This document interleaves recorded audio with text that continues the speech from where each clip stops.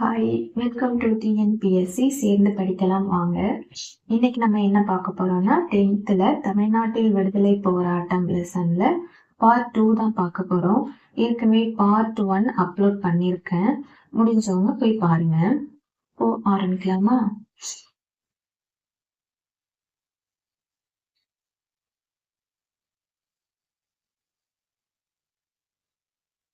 ஒரு நிமிஷம். ஒத்துழையாமை இயக்கம். ஒத்துழையாமை இயக்கத்துல தமிழ்நாட்டுல சி ராஜாஜியும் பெரியாரும் தலைமையேற்று நடத்தினாங்க. இதுல முஸ்லிம் லீக்கோட சென்னை கிளையை நிறுவிய யாகூப் ஹசன், முஸ்லிம் லீக்கின் சென்னை கிளையை நிறுவிய யாகூப் ஹசனோட ராஜாஜி நெருக்கமா இருந்ததால இந்துக்களும் இஸ்லாமியர்களும் இணைந்து நெருக்கமாக செயல்பட்டனர். அதுல அதே மாதிரி பொதுக்கூட்டங்களின் போதும் ஒழுங்கை பராமரிக்கவும், துண்டு பிரசுரங்களை விநியோகம் செய்யவும், கொடிகளை ஏந்தி செல்லவும் காங்கிரஸ் தொண்டர் அணி உருவாக்கப்பட்டது. அவர்களும் கள்ளுக்கடை மறியலில் முக்கிய பங்காற்றினர். வரிகுடா இயக்கமும் கள்ளுக்கடை மறியல் இயக்கமும்.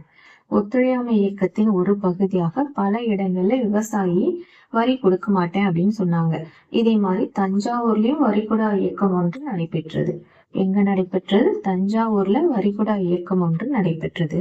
சட்டமன்றம், பள்ளி, நீதிமன்றங்கள் இங்கெல்லாம் போறதுக்கு ஆகியவை புறக்கணிக்கப்பட்டன. அந்நிய பொருட்கள் புறக்கணிக்கப்பட்டன. பல பகுதிகளில் தொழிலாளர்கள் வேலை நிறுத்தங்களில் ஈடுபட்டனர். தமிழ்நாட்டில் நடைபெற்ற ஒத்துழையாமை இயக்கத்தின் முக்கிய அம்சமா என்ன இருந்துச்சுன்னா கள்ளுக்கடை போராட்டம் தான் முக்கிய அம்சமா இருந்துச்சு. தமிழ்நாட்டுல நடைபெற்ற ஒத்துழையாமை இயக்கத்தின் முக்கிய அம்சமா என்ன இருந்துச்சு? கள்ளுக்கடைக்கு எதிரான போராட்டம். மாகாணத்தின் அனைத்து பகுதிகளிலும் ஆர்ப்பாட்டங்களும் கடையடைப்புகளும் ஏற்பாடு செய்யப்பட்டன. குற்றப்பரம்பரை சமூக சட்டத்திற்கு எதிராகவும் கிளர்ச்சிகள் நடைபெற்றன. குற்றப்பரம்பரை சமூக சட்டத்திற்கு எதிராகவும் கிளர்ச்சிகள் நடைபெற்றன. 1921 நவம்பர்ல சட்ட மறுப்பு இயக்கத்தை தொடங்குவதா முடிவு செஞ்சாங்க. யார் ராஜாஜி, சுப்பிரமணிய சாஸ்திரி, ஈவேரா இவங்கெல்லாம் கைது செய்யப்பட்டாங்க. எதுக்காக? 1921 நவம்பர்ல சட்ட மறுப்பு இயக்கத்தை தொடங்கணும் அப்படின்னு முடிவு செஞ்சாங்க. இதனால ராஜாஜி, சுப்பிரமணிய சாஸ்திரி, ஈவேரா இவங்கெல்லாம் கைது செய்யப்பட்டனர். 1922 ஜனவரி 13 வேல்ஸ் இளவரசரின் வருகை புறக்கணிக்கப்பட்டது. 1922 ஜனவரி 13 வேல்ஸ் இளவரசரோட வருகை புறக்கணிக்கப்பட்டது. இதுல காவல்துறையோட அடக்குமுறையில 2 பேர் கொல்லப்பட்டனர். பலர் காயமுற்றனர். 1922 சௌரி சௌரா சம்பவத்தால 22 காவலர்கள் கொல்லப்பட்டதுனால ஒத்துழையாமை இயக்கம் விலக்கி கொள்ளப்பட்டது. இதுல முக்கியமான பாயிண்ட்ஸ் பாருங்க. 1921 நவம்பர்ல சட்ட மறுப்பு இயக்கத்தை தொடங்கணும் அப்படின்னு முடிவு செய்யப்பட்டது. அதுல ராஜாஜி, சுப்பிரமணிய சாஸ்திரி, ஈவேரா கைது செய்யப்பட்டாங்க. 1922 ஜனவரி 13 வேல்ஸ் இளவரசர் இந்தியாவுக்கு வராரு. அவரோட வருகை புறக்கணிக்கப்பட்டது. அப்புறம் 1922 சௌரி சௌரா நிகழ்வுல 22 காவலர்கள் கொல்லப்படுறாங்க. இதனால ஒத்துழையாமை இயக்கம் விலக்கி கொள்ளப்பட்டது. ஈவேராவின் ஆக்கப்பூர்வ செயல்பாடுகள். இக்காலகட்டத்தில் தமிழ்நாடு அரசியலில் ஈவேரா முக்கிய பங்கு வகித்தார். கதரின் பயன்பாட்டை மேம்படுத்தி அதன் விற்பனையை அதிகரிக்க தீவிரமாக செயல்பட்டார். கல்லுண்பதற்கு தனது எதிர்ப்பை காட்டும் வகையில் தனக்கு சொந்தமான தோப்பில் இருந்த தென்னை மரங்கள் அனைத்தையும் வெட்டி வீழ்த்தினார். திருவாங்கூர் அரசின் ஆட்சியில் இருந்த வைக்கம் எனும் ஊரில் நடைபெற்ற கோவில் நுழைவுக்கான சத்தியாகிரகத்திலும் முக்கிய பங்காற்றினார். கோவிலை சுற்றியுள்ள வீதிகள் ஒடுக்கப்பட்ட வகுப்புகளை சார்ந்த மக்கள் நடமாடக்கூட முடியாத அல்லது உயர் சாதி மக்களிடமிருந்து குறிப்பிட்ட தூரம் விலகியே நின்றாக வேண்டிய காலகட்டம் அது. கேரளாவின் முக்கிய தலைவர்கள் கைது செய்யப்பட்ட பின்னர் ஈவேரா அங்கு சென்று அவ்வியக்கத்திற்கு புத்துயிர் ஊட்டினார். அவர் கைது செய்யப்பட்டு 1 மாத கால சிறை தண்டனை வழங்கப்பட்டது. விடுதலை செய்யப்பட்ட பின்னரும் இயக்கத்தை விட்டு வெளியேற மறுத்தார். எழுச்சியூட்டும் விதத்தில் உரைகளை நிகழ்த்தியதற்காக 2வது முறையாக கைது செய்யப்பட்டு 6 மாத கால கடுங்காவல் தண்டனை வழங்கப்பட்டது.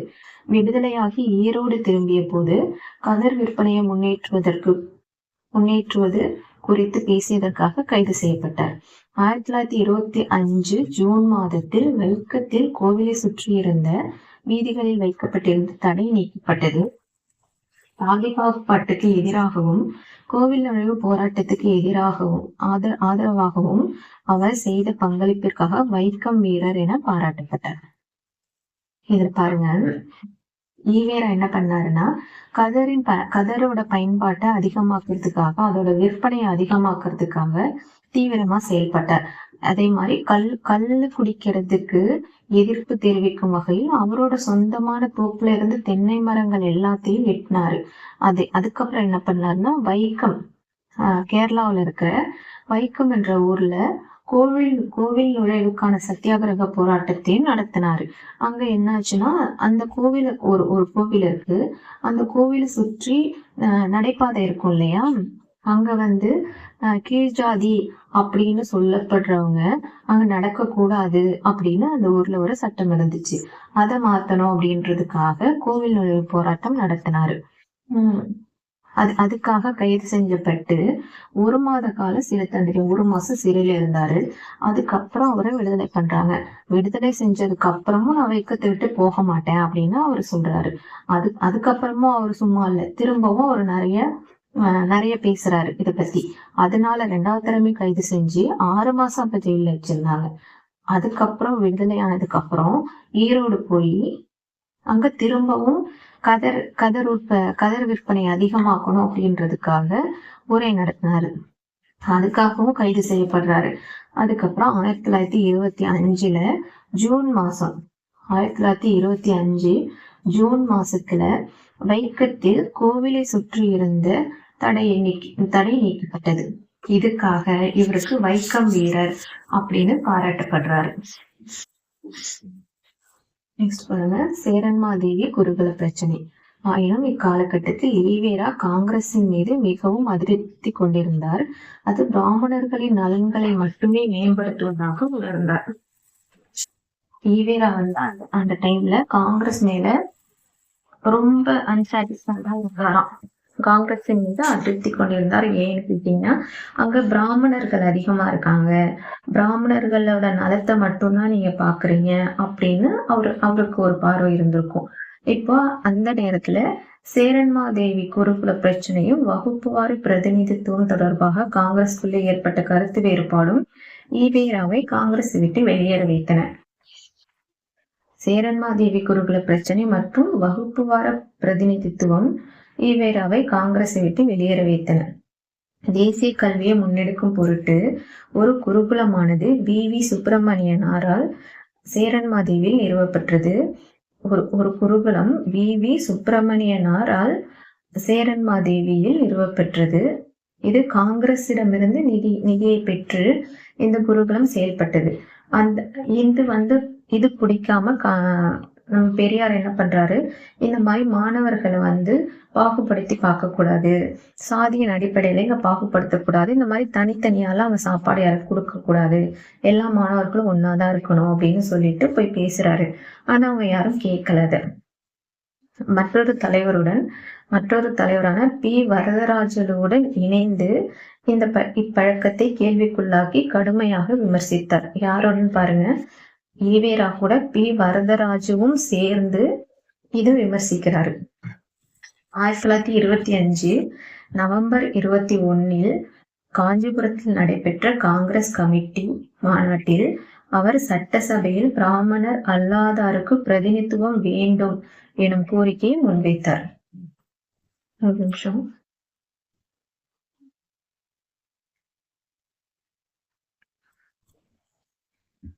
சாரி, 1925 நவம்பர் 21 காஞ்சிபுரத்தில் நடைபெற்ற காங்கிரஸ் கமிட்டி மாநாட்டில் 1925 நவம்பர் 21 காஞ்சிபுரத்துல ஒரு காங்கிரஸ் கமிட்டி மாநாடு நடக்குது. அங்க பிராமணர் அல்லாதாருக்கு பிரதிநிதித்துவம் வேணும் அப்படின்னு சொல்லி கேக்குறாரு. ஆனா அவங்க அவங்க இதை ஒத்துக்கல. இந்த முயற்சியை அவர் 1920 இருந்தே அவர் எடுத்து சொல்றாரு. 1925 நவம்பர் 21 வரைக்குமே அவர் எடுத்து சொல்றாரு. ஆனா அவங்க காங்கிரஸ்காரங்க யாருமே கேட்கல. இந்த முயற்சியும் அவருக்கு போய் தோல்வியில முடியுது. அதனால ஈவேராவும் அவரு கூட அவரை தலைவரா பின்பற்ற சில பேரையும் கூப்பிட்டுட்டு அவரு மாநாட்டை விட்டு வெளியேறினார். அவர் மாநாட்டை விட்டு வெளியேறி கொஞ்ச காலத்திலேயே திரும்பவும் சுயமரியாதை இயக்கத்தை தொடங்கினார். விரைவில் காங்கிரஸில் இருந்து விலகிய ஈவேரா சுயமரியாதை இயக்கத்தை தொடங்கினார். நெக்ஸ்ட் பாருங்க, சுயராஜ்ய கட்சியினர் நீதி கட்சியினர் இடையேயான போட்டி. ஒத்துழையாமை இயக்கம் விலக்கிக் கொள்ளப்பட்டதை தொடர்ந்து காங்கிரஸ்ல ஒத்துழையாமை இயக்கத்தை விலக்கிட்டாங்க. அதுக்கப்புறம் என்னாச்சுன்னா காங்கிரஸ்ல மாற்றத்தை விரும்புவோர் மற்றும் மாற்றத்தை விரும்பாதோர் என 2 பிரிவா வந்தாங்க. சட்டமன்ற மாற்றத்தை விரும்பாதவங்க என்ன பண்ணாங்க, சட்டமன்ற புறக்கணிப்பை தொடர விரும்பினர். அதாவது எங்களுக்கு சட்டமன்றம்லாம் வேணாம், தேர்தல் வேணாம் அப்படின்னு நினைச்சவங்க எல்லாம் மாற்றத்தை விரும்பாதவர். மாற்றத்தை விரும்பினவங்க என்ன பண்ணாங்கன்னா தேர்தல்ல போட்டிட்டு சட்டமன்றத்துல போய் ஒரு மாற்றத்தை உருவாக்கணும் நம்ம அப்படின்னு நினைச்சவங்க. இப்போ ராஜாஜி காந்தியத்தை தீவிரமாக பின்பற்றும் வேறு சிலரும் இணைந்து சட்டமன்றத்தை செல்வதற்கு எதிர்த்தனர். யாராருன்னு பாருங்க, ராஜாஜி, கஸ்தூரி ரங்கர், M.A. அன்சாரி, இவங்கெல்லாம் மாற்றத்தை விரும்பாதோர். இப்ப மாற்றத்தின் விரும்புவோர் யார் யாருன்னு பாத்தீங்கன்னா சித்ரஞ்சன் தாஸ், மோதிலால் நேரு ஆகியோர் சுயராஜ்ய கட்சி உருவாக்கப்பட்டது. இப்போ மாற்றத்தை விரும்பாதவங்க எல்லாம் ராஜாஜி, கஸ்தூரி ரங்கர், M.A. அன்சாரி. மாற்றத்தை விரும்புவோர் சித்ரஞ்சன் தாஸ், மோதிலால் நேரு, இவங்க 2 பேரும் சேர்ந்து ஒரு கட்சி உருவாக்குறாங்க, சுயராஜ்ய கட்சி. இந்த கட்சியை வச்சு அவங்க தேர்தல்ல போட்டிடலாம் அப்படின்னு முடிவு பண்றாங்க. இவங்க கூட யார் யார் இருந்தாங்க அப்படின்னு பார்த்தா தமிழ்நாட்டை சேர்ந்த S. சீனிவாசனார், S. சத்தியமூர்த்தி. தமிழ்நாட்டுல S. சீனிவாசனார், S. சத்தியமூர்த்தி சுயராஜ்ய கட்சியினருக்கு தலைமையேற்றனர். சித்ரஞ்சன் தாஸ், மோதிலால் நேரு சேர்ந்து சுயராஜ்ய கட்சி ஒன்றை உருவாக்குனாங்க. தமிழ்நாட்டுல அந்த கட்சிக்கு தலைமையேற்றவங்க யாரு, சீனிவாசனார், S. சத்தியமூர்த்தி. நெக்ஸ்ட் பாருங்க, சுப்பராயன் அமைச்சரவை. 1924 நடைபெற்ற தேர்தலில் தேர்ந்தெடுக்கப்பட்ட உறுப்பினர்களில் சுயராஜ்ய கட்சியினர் பெரும்பான்மையான இடங்களில் வெற்றி பெற்றனர். 1926 தேர்தல் நடக்குது. அதுல சுயராஜ்ய கட்சியினர் வெற்றி பெறாங்க. ஆனாலும் இவங்க அமைச்சரவையை அமைக்கல. ஏன்னா காங்கிரஸோட கொள்கைக்கு இணங்க இவங்க ஆட்சி பொறுப்பை ஏற்க மறுத்தனர்.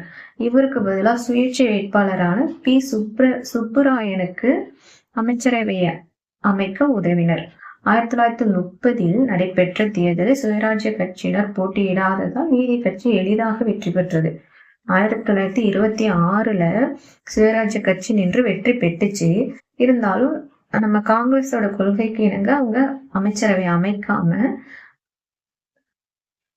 சுயேட்சை வேட்பாளரான P. சுப்பராயனுக்கு அமைச்சரை அமைக்க உதவினர்.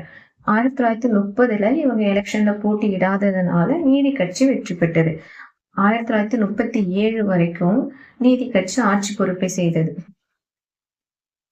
இதுல முன்னாடி ஒரு பாக்ஸ் விட்டுட்டேன், அங்க பாருங்க. ஜார்ஜ் ஜோசப் மதுரையில வழக்கறிஞரா இருந்தாரு. ஆனா இவர் கேரளா மாநிலத்துல பிறந்திருக்காரு. எங்கன்னு பாத்தீங்கன்னா செங்கனூர்ன்ற இடத்துல, கேரளா மாநிலம் செங்கனூர்ல. இப்போ ஆலப்புழா மாவட்டத்துல இருக்கு.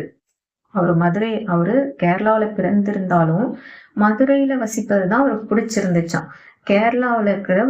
கேரளாவில் வைக்கம் சத்தியாகிரகத்தை வழிநடத்தினார். அப்புறம் தமிழ்நாட்டில் குற்றப்பரம்பரை சமூகங்களின் பாதுகாவலராக விளங்கினார். அதனால இவரை ரோசாப்பு துறை அப்படின்னு மதுரை மக்கள் ரொம்ப அன்போட அழைச்சாங்களாம். மதுரை தொழிலாளர் சங்கம் எனும் அமைப்பை ஏற்படுத்துவதற்கு ஆர்வி மில் தொழிலாளர்களுக்கு உதவினார். பாருங்க, கேரளாவுல வைக்கம் சத்தியாகிரகத்தை வழிநடத்தினார். தமிழ்நாட்டுல குற்றப்பரம்பரை சமூகங்களின் பாதுகாவலராக விளங்கினார். அதனால இவரை பாதிக்கப்பட்ட சமூகங்களுக்கு இவர் ஆற்றிய சேவையின் காரணமாக மதுரை மக்கள் இவரை ரோசாப்பு துறை அப்படின்னு அன்புடன் அழைத்தனர். மதுரை தொழிலாளர் சங்கம் தொடங்குவதற்கு ஆர்வி மில் தொழிலாளர்களுக்கு உதவி புரிந்தார்.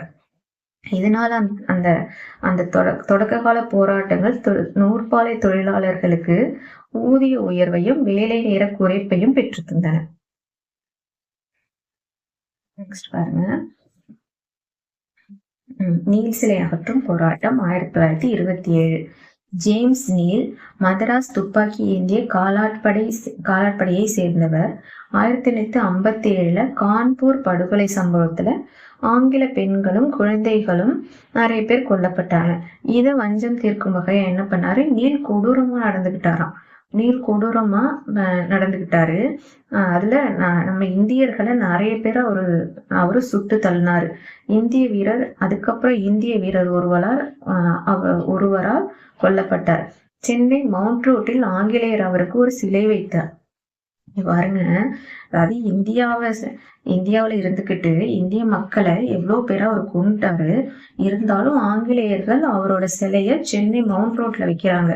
இது இந்தியர்களோட உணர்வுகளுக்கு அவமரியாதை செய்யறாங்க அப்படின்னு நினைச்சாங்க நிறைய பேர்.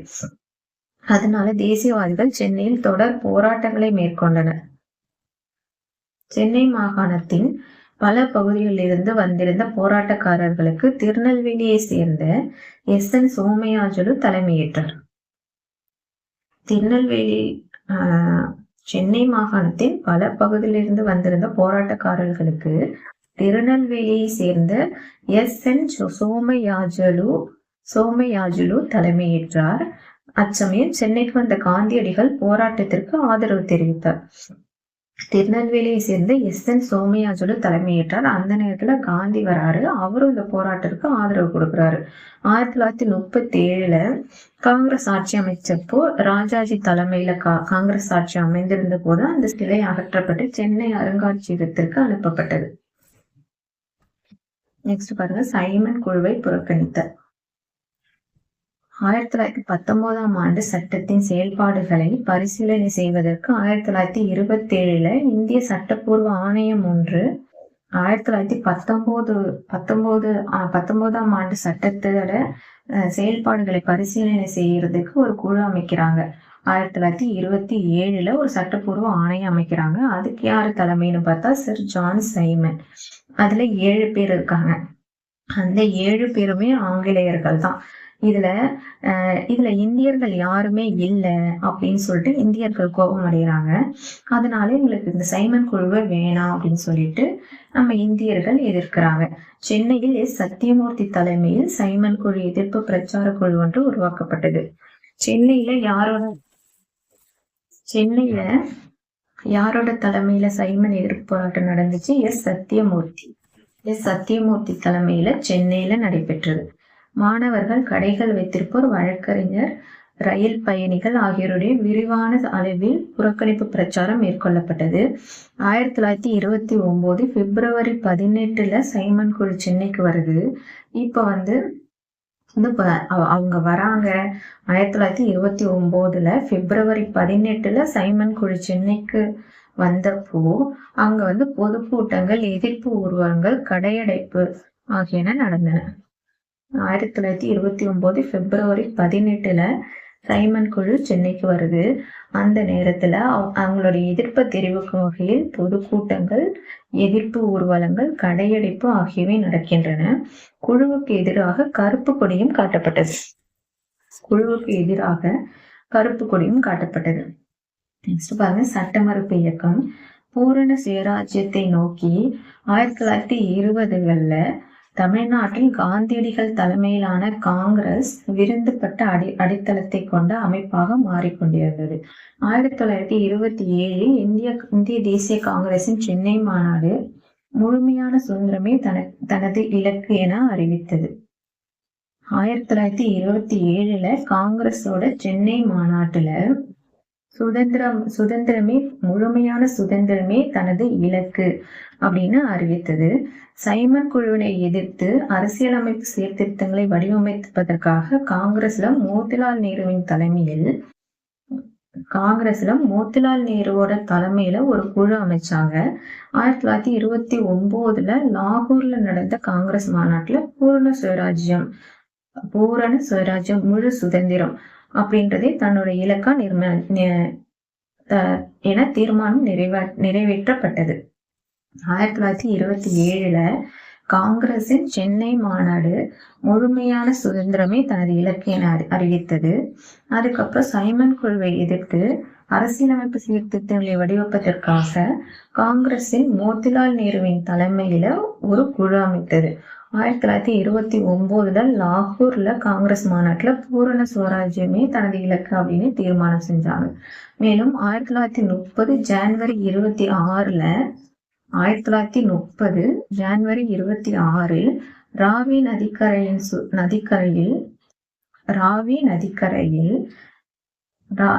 நதிக்கரையில் சுதந்திரத்தை அறிவிக்கும் விதமாக ஜவஹர்லால் நேரு தேசிய கொடியை ஏற்றினார். இன்னைக்கு 1930 ஜனவரி 26 ராவி நதிக்கரையில சுதந்திரத்தை அறிவிக்கும் விதமாக ஜவஹர்லால் நேரு தேசிய கொடியை ஏற்றினார். வேதாரண்ய உப்பு சத்தியாகிரகம். காந்தியடிகள் முன்வைத்த கோரிக்கைகளை வைஸ்ராய் ஏற்றுக்கொள்ளாததை தொடர்ந்து அவர் சட்ட மறுப்பு இயக்கத்தை தொடங்கினார்.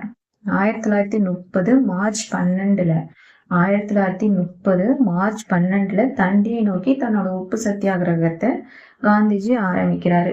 இதுல மாணவர்கள், கடை வச்சிருப்பாங்க, தொழிலாளர்கள், பெண்கள் என பல்வேறு மக்கள் கலந்து கொண்டாங்க. கிராமத்திலும் நகரங்களிலும் பொதுக்கூட்டங்கள், ஊர்வலங்கள், கடையடைப்பு ஆகியனும், சுதேசி நாடகங்களை மேடையேற்றுவது, சுதேசி பாடல்கள் பாடுவது ஆகியனவும் அன்றாட நிகழ்வுகள் ஆகின. இதே மாதிரி தமிழ்நாட்டுல ராஜாஜி உப்பு சத்தியாகிரகத்தை மேற்கொண்டார். ராஜாஜி உப்பு சத்தியாகிரகம் ஒன்றினை ஏற்பாடு செய்து தலைமையேற்று வேதாரண்யம் நோக்கி அணிவகுத்து சென்றார்.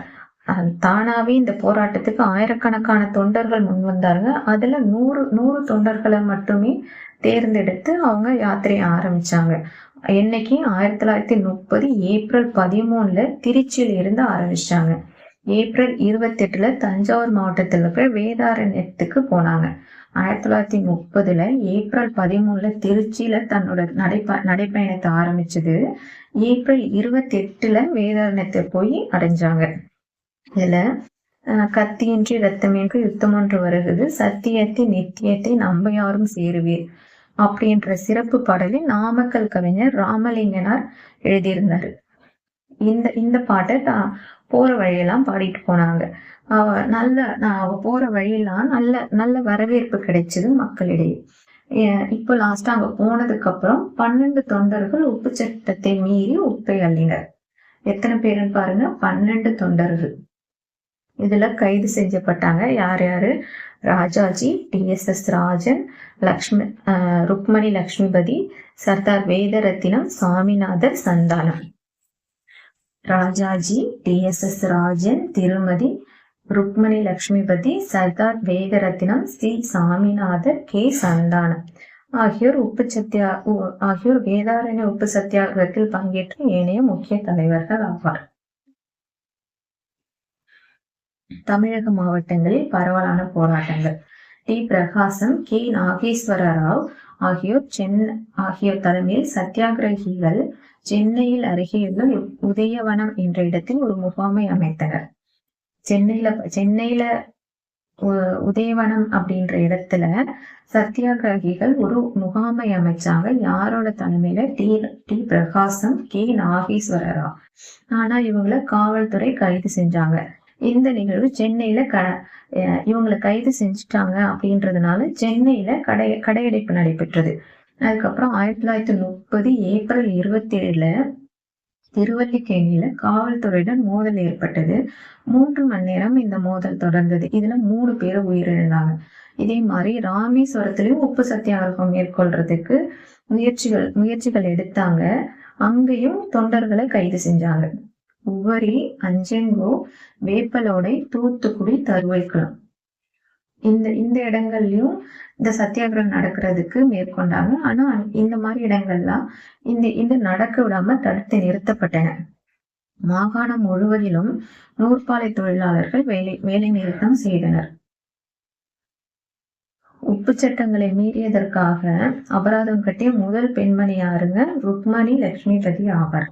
அபராதம் கட்டிய முதல் பெண்மணி ருக்மணி லட்சுமிபதி ஆவார்.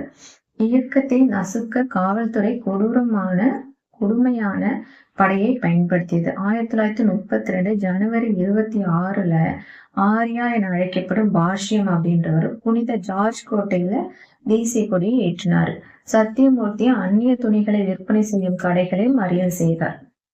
1932 ஜனவரி 26 பாஷ்யம் ஆர்யா அப்படின்னு அழைக்கப்படும் பாஷ்யம் புனித ஜார்ஜ் கோட்டையில தேசிய கொடியை ஏற்றாரு. சத்தியமூர்த்தி அந்நிய துணிகளை விற்பனை செய்யும் கடைகளை மறியல் செய்தார். என்எம்ஆர் சுப்பராமன் மற்றும் காமராஜ் ஆகியோர் முக்கிய பங்கு வகித்தனர். என்எம்ஆர் சுப்பராமன் மற்றும் காமராஜ் ஆகியோரும் முக்கிய பங்கு வகித்தனர். நெக்ஸ்ட் பாருங்க, திருப்பூர் குமரனின் வீரமரணம்.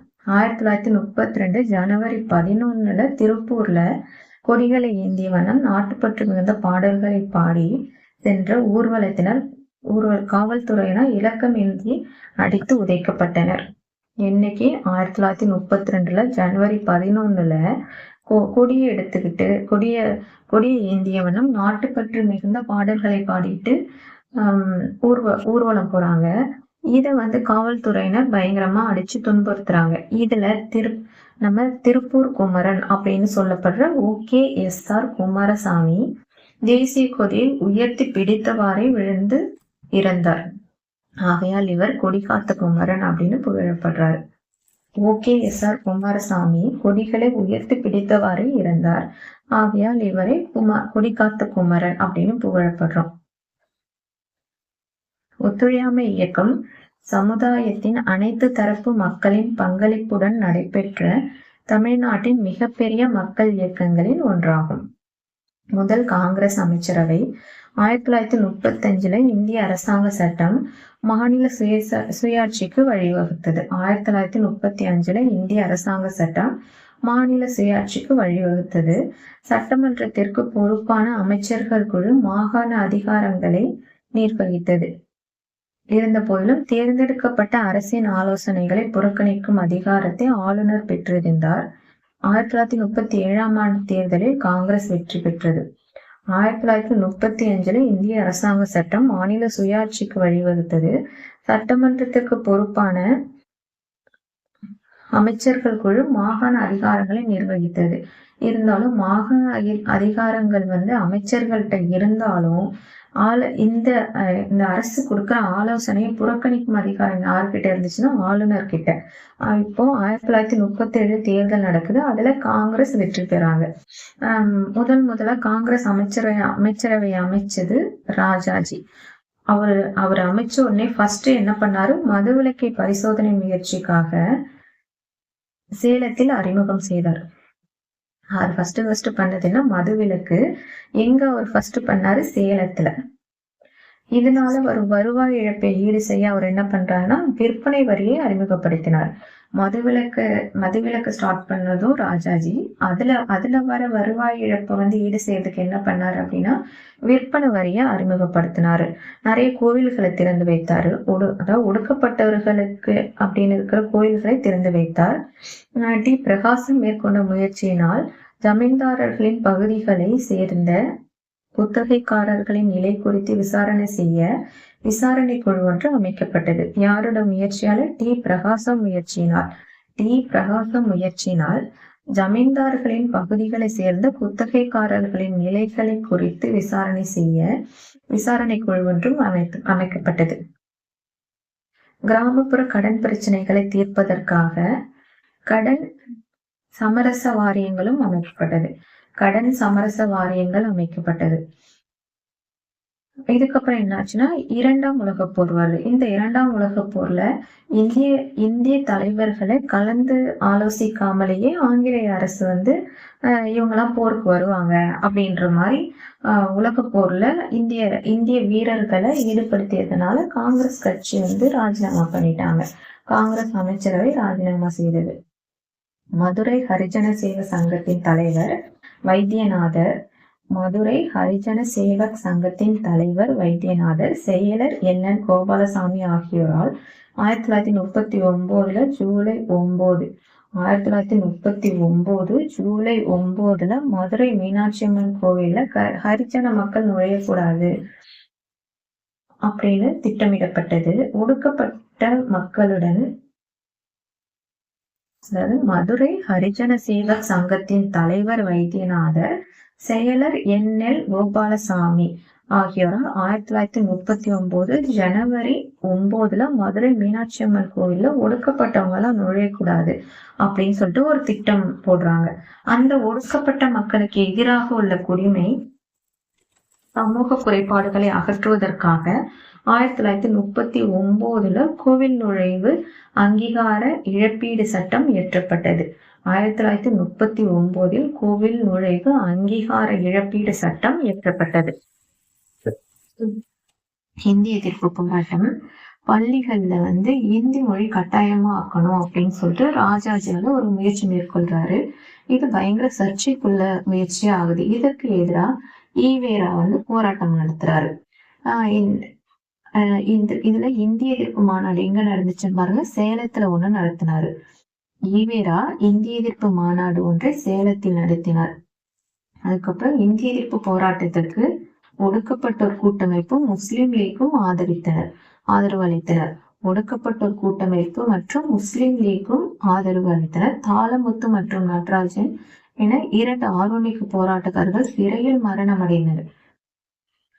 இதனால கைது செய்யப்பட்ட தாளமுத்து மற்றும் நடராஜன் அப்படின்ற 2 பேர் ஜெயிலேயே இறந்துடுறாங்க. திருச்சியிலிருந்து சென்னைக்கு ஊர்வலம் ஒண்ணு திட்டமிடப்பட்டது. திருச்சியிலிருந்து சென்னைக்கு எங்கன்னு பாருங்க, திருச்சியிலிருந்து சென்னைக்கு இந்த இந்திய எதிர்ப்பு போராட்டத்துக்காக ஊர்வலம் ஒண்ணு திட்டமிடுறாங்க. இதை தெரிஞ்சுக்கிட்டு பெரியாரும் அவங்களை சேர்ந்த 1200 போராட்டக்காரர்களும் கைது செய்யப்பட்டனர். பெரியார் மற்றும் 1200 போராட்டக்காரர்கள் கைது செய்யப்பட்டனர். இதுக்கப்புறம் ஆளுநர் சென்னை மாகாண ஆளுநர் இந்தி கட்டாய பாடம் என்பதை நீக்கினார். வெள்ளையனை வெளியேறு இயக்கம். கிரிப்ஸ் குழுவின் தோல்வியும் போர்க்கால பற்றாக்குறையும் விலையேற்றமும் மக்களிடையே பெரும் மன நிறைவின்மையை ஏற்படுத்தியது. 1942 ஆகஸ்ட் 8 வெள்ளையனை வெளியேறு தீர்மானம் நிறைவேற்றப்பட்டு எப்ப நிறைவேற்றப்பட்டது? 1942 ஆகஸ்ட் 8 வெள்ளையனை வெளியேறு தீர்மானம் நிறைவேற்றப்பட்டது. அதுல ஒரு வாசகம், செய் அல்லது செத்துமடி அப்படின்னு காந்தியடிகள் சொல்றாரு. செய் அல்லது செத்துமடி எனும் முழக்கத்தை முழங்கினார். இதை தெரிஞ்சுக்கிட்டு காங்கிரஸ் தலைவர்கள் இரவோட இரவா கைது செய்யப்படுறாங்க. ரயில் நிலையத்திலும் காவலர்கள் உள்ளூர் தலைவர்களின் பெயர் பட்டியலை வைத்துக் கொண்டு, அதாவது ரயில்வே ஸ்டேஷன்ல கூட அங்க இருக்கிற போலீஸ் ஆபீசர் ஆங்கிலேயர்கள் என்ன பண்றாங்கன்னா உள்ளூர் தலைவர்களோட பேரை வச்சுக்கிட்டு வெயிட் பண்றாங்களாம். அந்த ரயிலை விட்டு இறங்குனா அவங்கள அரெஸ்ட் பண்ணி கூப்பிட்டு போறதுக்கு. இப்ப பம்பாயில இருந்து ஊருக்கு திரும்பிட்டு இருந்தாரு காமராஜர். இதை பார்த்துட்டு அவர் என்ன பண்றாருன்னா அரக்கோணத்திலே இறங்கிடுறாரு. அரக்கோணத்திலே இறங்கி அதுக்கப்புறம் தலைமறைவா இருந்து வெள்ளையனை வெளியேறு இயக்கத்திற்காக அவர் மக்களை திரட்டும் பணியை மேற்கொண்டார். இதுக்காக துண்டு பிரசுரங்களை விநியோகம் செய்து கொண்டிருந்த போது ராஜாஜியும் சத்தியமூர்த்தியும் கைது செய்யப்பட்டனர். யாருன்னு பாருங்க, ராஜாஜியும் சத்தியமூர்த்தியும் கைது செய்யப்பட்டனர். அதாவது பம்பாயில இருந்து ட்ரெயின்ல வந்துட்டு இருக்காரு ஊருக்கு காமராஜர். நம்ம பாதியிலே எல்லாரையும் கைது செஞ்சுட்டு இருக்காங்க அப்படின்றத தெரிஞ்சுக்கிட்டு அரக்கோணத்திலே இறங்கி வெள்ளையனை வெளியேறு இயக்கத்திற்காக மக்களை திரட்டும் பணியை அவர் மேற்கொள்றாரு. அதுக்கப்புறம் பாருங்க, தொண்டு பிரசுரங்களை விநியோகம் செய்து கொண்டிருக்கும் போது ராஜாஜியையும் சத்தியமூர்த்தியும் கைது செய்யப்பட்டனர். தீராத மக்கள் இயக்கம். பக்கிங்காம் மற்றும் கர்நாடிக் மில், சென்னை துறைமுகம், சென்னை மாநகராட்சி மற்றும் மின்சார டிராம் போக்குவரத்து போன்ற இடங்களில் பெருமளவிலான தொழிலாளர் போராட்டங்கள் நடைபெற்றன. எங்கன்னு பாருங்க, பக்கிங்காம் மற்றும் கர்நாடிக் மில், சென்னை துறைமுகம், சென்னை மாநகராட்சி, மின்சார டிராம், சென்னை துறைமுகம், சென்னை மாநகராட்சி, மின்சார டிராம் போக்குவரத்து போன்ற இடங்களில் பெருமளவிலான தொழிலாளர் போராட்டங்கள் நடைபெற்றன. வேலூர் மற்றும் பணப்பாக்கம் ஆகிய ஊர்களில் தந்தி தொலைபேசி கம்புகள் வெட்டப்பட்டதுடன் பொது கட்டடங்களுக்கு தீ வைக்கப்பட்டன. சூலூர் விமான நிலையம் தாக்குதலுக்குள்ளானது. கோயம்புத்தூர்ல ரயில்களை தடம்புரல செஞ்சாங்க. மதுரையில காங்கிரஸ் தொண்டர்கள் இராணுவத்தோடையே மோதினார்களாம். ராஜபாளையம், காரைக்குடி மற்றும் தேவக்குடி ஆகிய இடங்களில் காவல்துறையினர் துப்பாக்கிச் சூடு நடைபெற்றது. ராஜபாளையம், காரைக்குடி மற்றும் தேவக்கோட்டை ஆகிய இடங்களில் காவல்துறையினர் துப்பாக்கிச் சூடு நடைபெற்றது. அதுக்கப்புறம் இந்திய தேசிய இராணுவத்தில் அதிக எண்ணிக்கையில் ஆண்களும் பெண்களும் சேர்ந்தனர். ராயல் இந்திய கடற்படை புரட்சியும் இங்கிலாந்தில் புதிதாக ஆட்சி பொறுப்பேற்ற தொழிலாளர் கட்சி அரசு தொடங்கிய பேச்சுவார்த்தைகளும் இந்திய விடுதலைக்கு வழிகோலின. சோகம் யாதெனில் நாடு இந்தியா, பாகிஸ்தான் என இரண்டாக பிரிக்கப்பட்டதுதான். ஓகேவா? லாஸ்டா எதுக்காக ராயல் இந்திய கடற்படை புரட்சியும் இங்கிலாந்தில் புதிதாக ஆட்சி பொறுப்பேற்ற தொழிலாளர் கட்சி அரசு தொடங்கிய பேச்சுவார்த்தைகளும் இந்திய விடுதலைக்கு வழிகோலின. அவ்வளவுதான், இந்த லெசன் முடிஞ்சிருச்சு. நெக்ஸ்ட் லெசன் பார்ப்போம். பாய். நல்லா படிங்க. தேங்க்யூ.